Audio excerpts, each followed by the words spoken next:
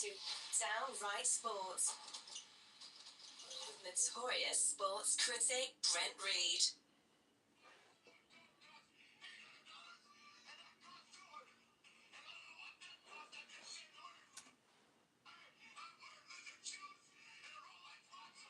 All right, little Ric Flair. Wear Rolex shoes and a something watch. I just heard it and I didn't pay attention to what he said. That's a shame. All right, let's go. Major League Baseball, the first month is in the books. Well, not quite. We got a couple days to go. But about time some of you listen to this, it'll probably be May. So,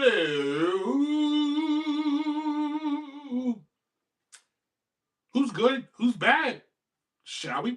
And the first month, the good, the Atlanta Braves, who are tearing it up currently right now. The Braves are have the best record in all of baseball. They're the first team to 20 wins.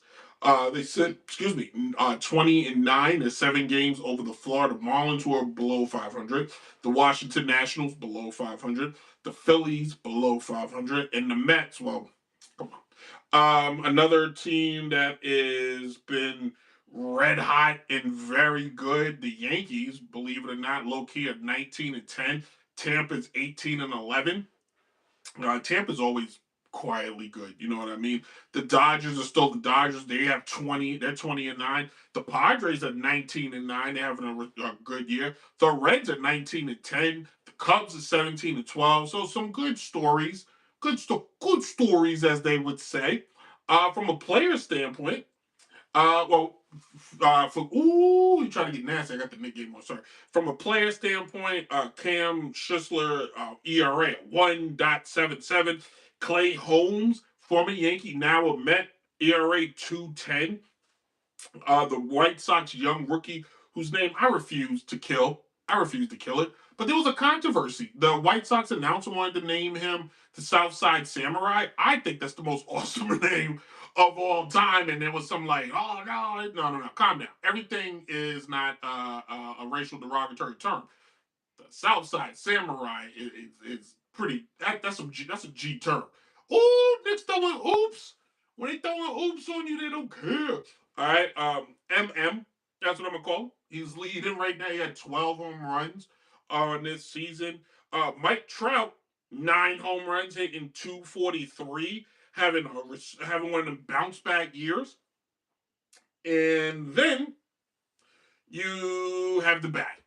And the bad are the Houston Astros, the Boston Red Sox, the New York Mets, Philadelphia Phillies, uh, the Mets, the ton of bad. Bo Bichette hitting 226. They just signed him. He's supposed to have a better average, one of the better hitters in the game. For the O's, their big free agent signing Pete Alonso hitting 196. Again, it's the first month, people. But these sample sizes don't look good right now, all right? And here's a kicker. If you're the Mets, who I've talked about way too much on this show this month, you're saying to yourself, you're looking at the landscape of the National League. And you got to say to yourself, the Phillies just fired their manager. They have a core group of guys that you got to think is going to turn it around. They're going to have end up having a much better year. So, like, if you're the Mets, you would say we need to do something now and fast before the Phillies figure it out. Because once Philly figures it out, Atlanta, if stays the course, they're going to run away. Atlanta's got Michael Harris hitting 323, which I think can hold up. Ozzy, I'm not even gonna try. Ozzy Abrez hitting 316. They got a Drake Baldwin hitting 311. You got 3 guys already hitting over 300, and the team keeps getting better. From a pitching standpoint, Bryce Elder, 3 wins, ERA of 195. Chris Sale, what year is it? Chris Sale, ERA 2.31. He's got 5 wins early. Grant Holmes, 3.62, 2-1. If you know anything about Atlanta, when they have great pitches, they come in threes. And barring any injury, if your Atlanta stays on track, you're the Mets, you're Philly, you are done. And the Mets right now, you got Alex Cora, sitting right there.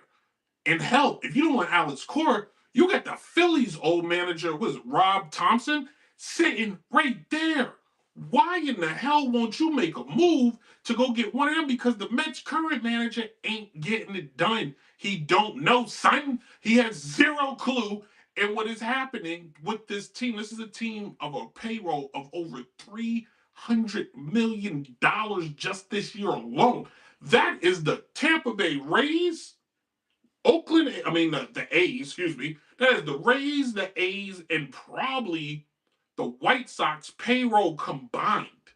Seriously, like on all real. And you're the Mets right now, and you've got a roster of just bad. You gave Juan Soto the keys to Queens, but yet nothing is panning out. Which brings me to trying to stay on track. What should be done? Well, I got a list of guys that probably should be traded today. All right, either because they need a different change of location, or or perhaps it's just time to make a move and go. For example, the Los Angeles Angels, right? They are doing a misservice to someone like Mike Trout, who's having, like I said, a resurgence kind of year, right? If you're the Angels, you're not going anywhere this year. If you do, it'd be a shocker. But you should let Trout go.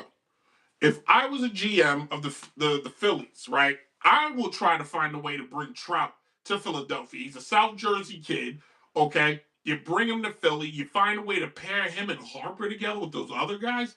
You got a bad group of players right there you can put together. Hell, if you're the Mets, why in the hell aren't you trying to get Trout? You don't care about money, but what you like? Think about it. Who is playing center field for the Mets? I'll wait. It ain't Mike Trout. So put Trout with you can track him back 2, 3, or 4, and you can mix him Lindor and you can mix Lindor, Trout, and Soto. That's a very, very good lineup right there. What do you trade for him? I don't know. Just a couple prospects. You get rid of Bo Nix. He ain't doing nothing. He's playing out of position anyway. And now he had an out clause. Right now, Luis Roberts Jr. He's on the D.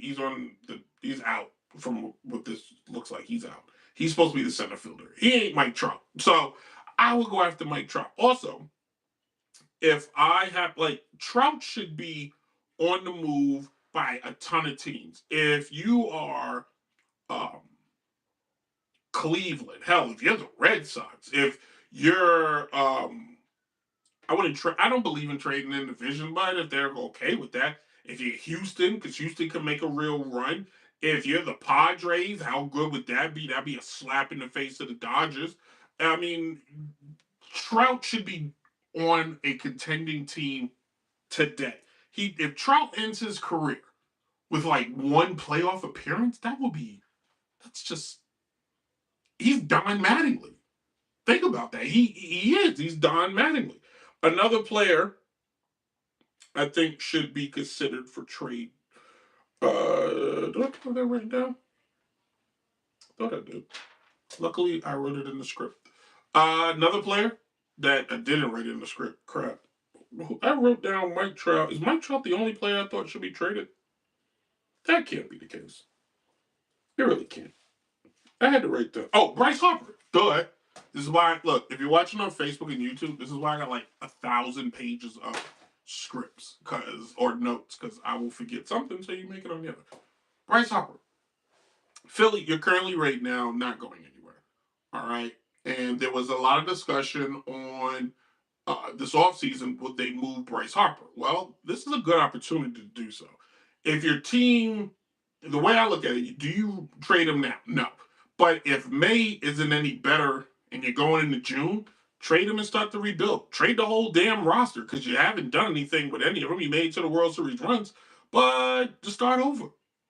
I would like to see him actually get traded to the Nationals. Nationals got a lot of prospects. Let him go back to Washington, finish out his career. That'd be kind of fun. The idea of him coming to New York, I don't see happening. I think the Yankees got some pieces now that, unless they're going to get rid of their prospects in the minor league system, which they probably should, because at some point them guys are going to age out. You got to think Yankees got so many like minor league prospects, but um, it's too much to dream that Bryce Harper is going to end up playing in the Bronx with that short porch and his swing. But you're Philly. It's time to let Bryce go. In my opinion, I think he's done what he can there. But get what you can for him. Also, from a baseball standpoint, if I'm the commissioner, I know you're not supposed to, but I would be in the ear of some of these franchises that are either holding players hostage. Move them so we can see them on the big stage. You want to see baseball's in a good place right now where people are watching again. But people are watching, like, for example, you're not seeing the best of the best play at their best because they are playing on terrible teams. 2 weeks ago, it was either last week or 2 weeks ago, Yankees played the A's. And I mean, the Angels, and it was fantastic. Trout hits a home run, Judge hits a home run. Trout hits a home run, Judge. It was like what you wanted from a baseball game. These two icons, these juggernauts, both three-time league MVPs. And just a couple, when Trout was winning his, nobody thought Judge was going to be on the same level as Trout. Both bona fide Hall of Famers. But here's the thing: wouldn't it be fun to see that in the postseason or on a playoff run? Can't have that if they're playing on crappy teams. I need change, boys and girls, and I want to see the change. All right? That's what I want. I want to see the change, and I think they should be traded. I do. That's what I think. The season's already kind of, I think, because of the NBA playoffs right now.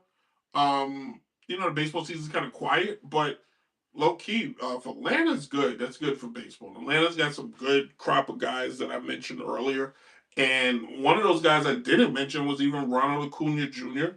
Um, didn't even get the, like, that's how good this team is currently right now constructed. So, if you're in the National League East, you probably should start folding it up real soon because this team, the way it is right now and how it's playing, once Ronald Acuna Jr. heats up, you best worry, all right? Because he will heat up, and when he adds to the rest of this lineup, it's going to be a dangerous lineup. Trust me when I tell you that.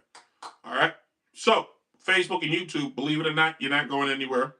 All right? I'm not going to get rid of you guys. We will, on DJ Chase Radio and the podcast, take a very small break, and we're going to come back. We're going to talk a little football. We're going to wrap the show up. Am I running through this? I am running through this. I'm good. Downright Sports, everybody.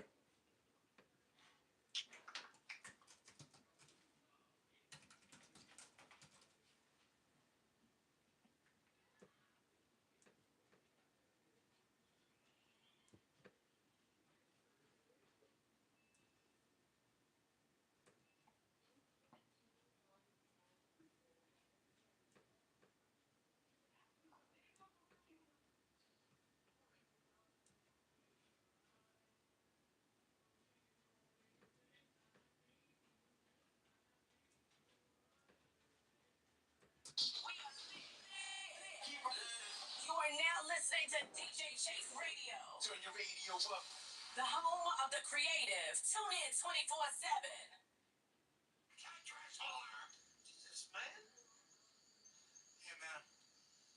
Remember way back when I said your brother was a Jaggers whore? I'm sorry, man. I did not mean that. She's not.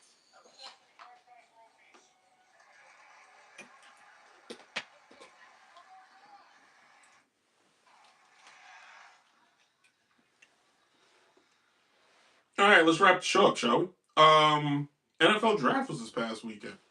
NFL draft starts on a Thursday and goes until Sunday. Like, talk about milking it.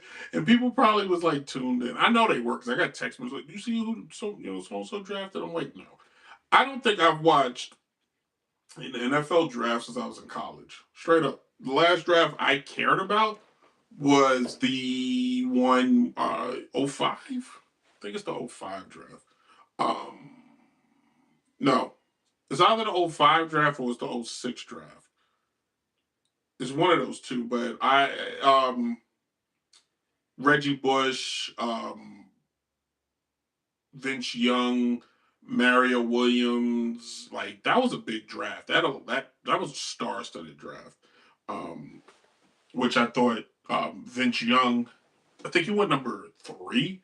In my opinion, Young should have. I don't know why Houston didn't draft Vince Young. They drafted Mario Williams, which I wish I had was able to do this podcast back when I was in college, because we had used to have some great arguments in the dorm rooms, and one of them was like, "You don't." I said, "Don't take Reggie." I thought he was overrated. I watched him in the national championship.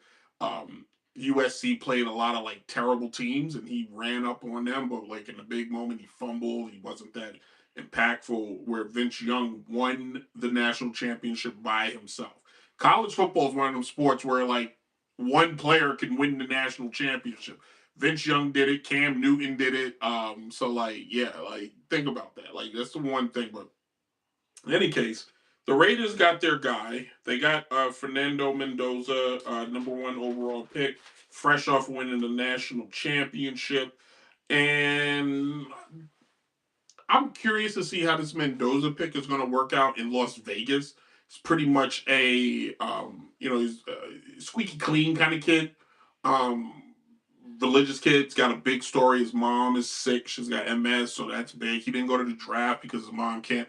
It's a lot for her to travel, so he stayed home, and he seems to be very grounded. He's going to be in Vegas, and I hope he has a good core group of people around him to keep him out of trouble. But yeah, um, I wish the kid the best luck. Now the question is, should the Raiders start him right away?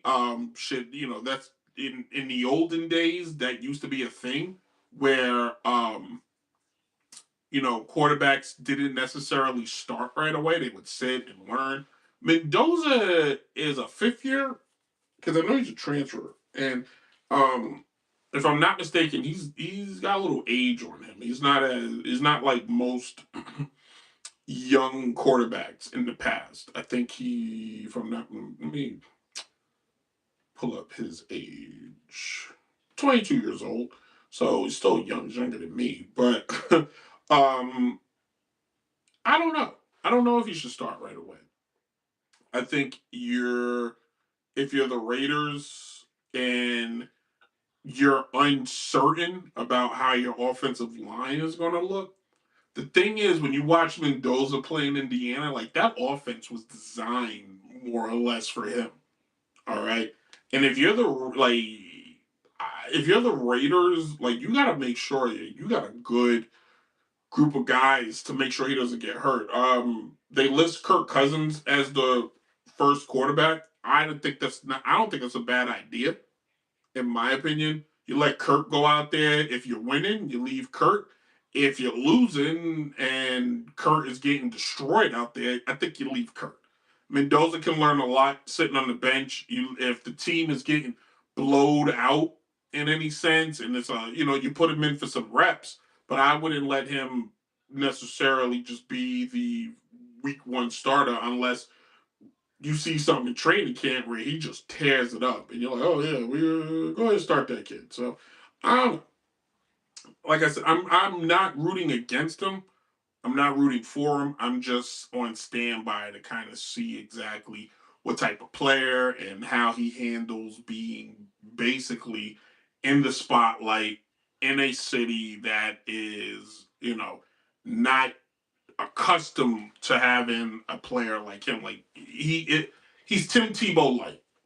All right, I'm not trying to be rude, but he's Tim Tebow light, and you saw how Tebow's career turned out, especially after joining the Jets. Like eventually, like all right, we're not gonna know, but we'll see.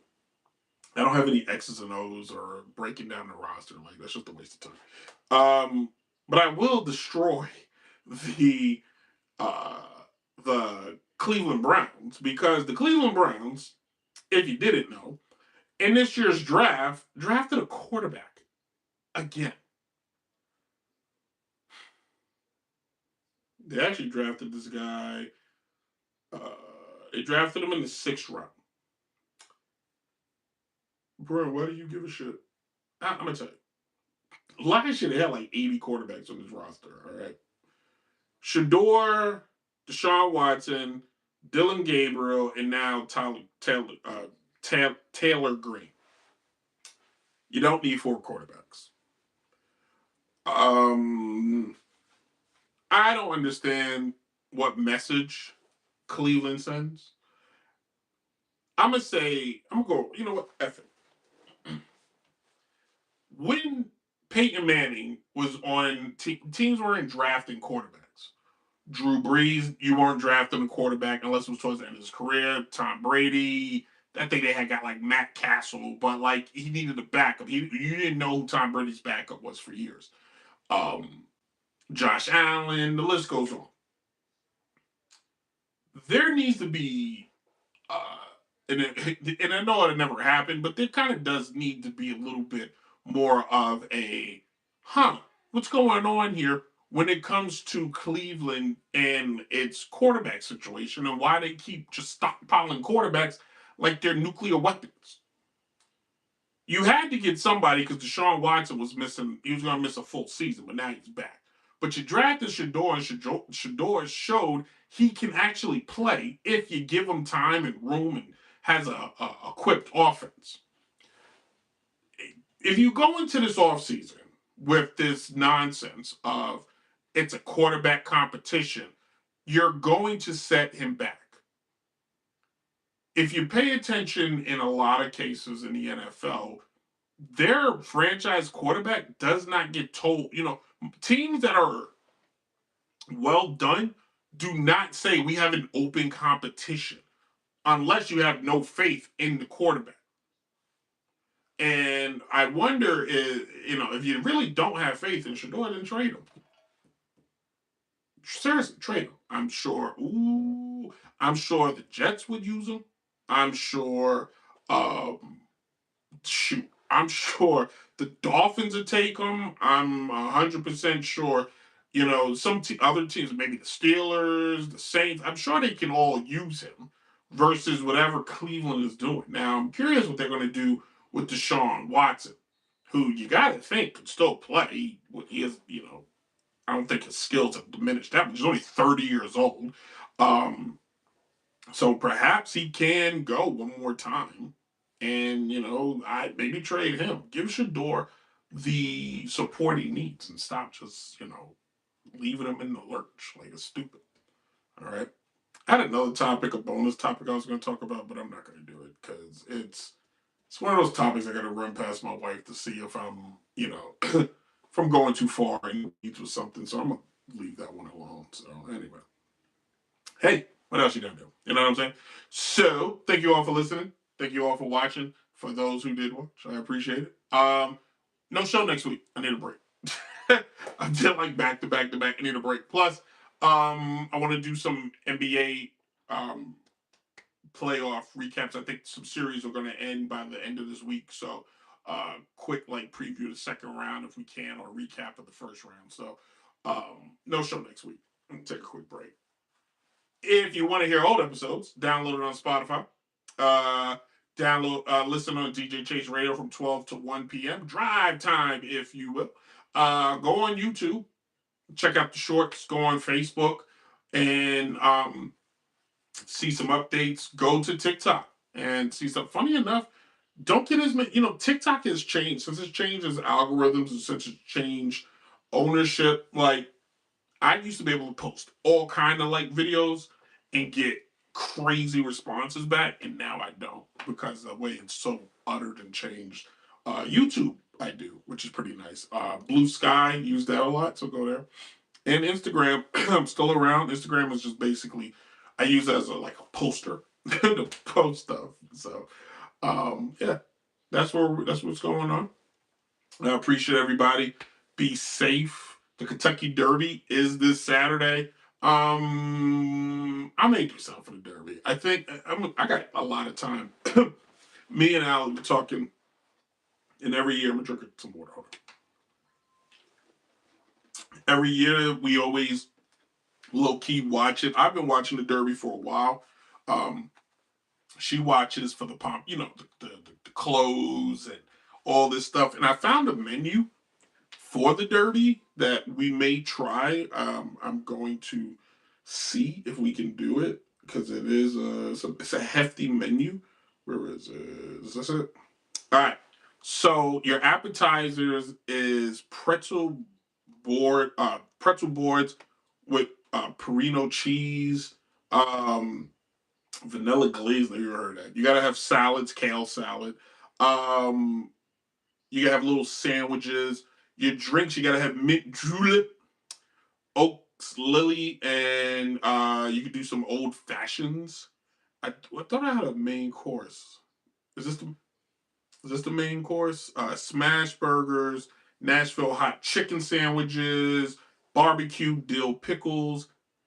I thought I found one. Here it is. You can do Kentucky barbecue shrimp. You can also do ribs. I thought I saw something more here. Crab legs. I could have dreamt that one. I don't even eat crab legs, but maybe I dreamt that. But yeah, they got a menu where we may give it a shot based on the dollar amount. So we shall see based on the dollar amount. Anyway, thank you all.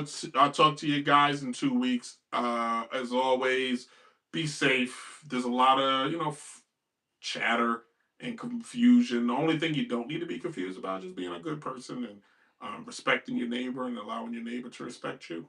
You know what I'm saying? So, see you, everybody. Deuces.